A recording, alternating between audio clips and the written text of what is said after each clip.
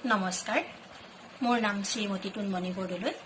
ঘৰ যোৰহাটত এটি স্বৰচিত কবিতা আবৃত্তি কৰিবলৈ লৈছোঁ।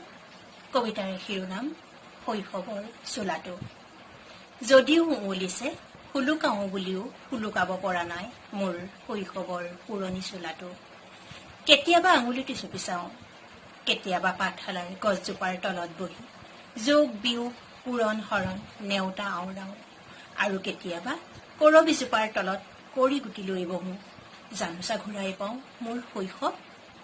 কেতিয়াবা দৰা কইনা, কেতিয়াবা চৰাই পখিলা হৈ উৰি যাওঁ আইতাৰ কোচলৈ, এৰি অহা দিনবোৰ বিচাৰি। ককাৰ কোচত মূৰ থৈ সাধু শুনি শুনি ভাপত দিয়া ধানৰ জুইশালত আলু পুৰি খোৱা সেই দিনবোৰ মচিবই পৰা নাই মনৰ পৰা। ঘুনুক ঘানাককৈ মনত পৰে সমনীয়াৰ লগত কৰা অভিমানবোৰ। আনৰ বাৰীৰ ঢাপৰ আমলখি শিলিখা জলফাইৰ সোৱাদ এতিয়াও যেন জিভাত লাগি আছে।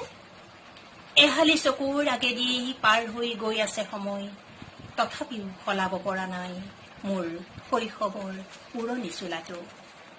মোৰ দ্বিতীয়টা স্বৰচিত কবিতা আবৃত্তি কৰিবলৈ লৈছোঁ।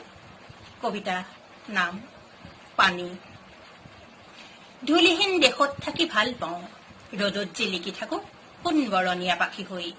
নীল আকাশৰ মই নীল পৰি, গছৰ পাতত মই সেউজী ৰাণী। মই মেঘৰ কন্যা হৈ উৰি ফুৰো কোমল দলিচাত বহি। যেতিয়া নামি আহোঁ তুমি তিতি অনুভৱ কৰা প্ৰেম ভাল পোৱাৰ নিভাজ সুবাস। কেতিয়াবা জলপৰি হৈ মৎস্য কন্যাৰ লগত জল কেলি কৰোঁ।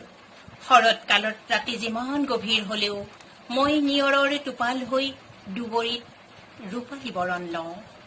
মোক য'তেই নাৰাখা কিয় মই হৃদয়তাৰে তাতেই মিলি যাওঁ। তোমাৰ কৰ্তব্যময় অধুসিনত মই বাৰে বাৰে দুৰ্ভাগ্যৰ প্ৰতীক হৈ ৰওঁ। সাগৰৰ ঢৌৰ দৰে গৰ্জন কৰোঁ মই, কলা ডাৱৰৰ আঁৰ লৈ বিজুলী শিখাৰে নামি আহোঁ। শিলৰ দৰে কঠিন হৈ খহি পৰো দূৰলৈ, তথাপি মই তোমাৰ প্ৰাণৰ আলোক সঞ্চাৰিণী এটি ৰূপময়ী পক্ষী। নমস্কাৰ।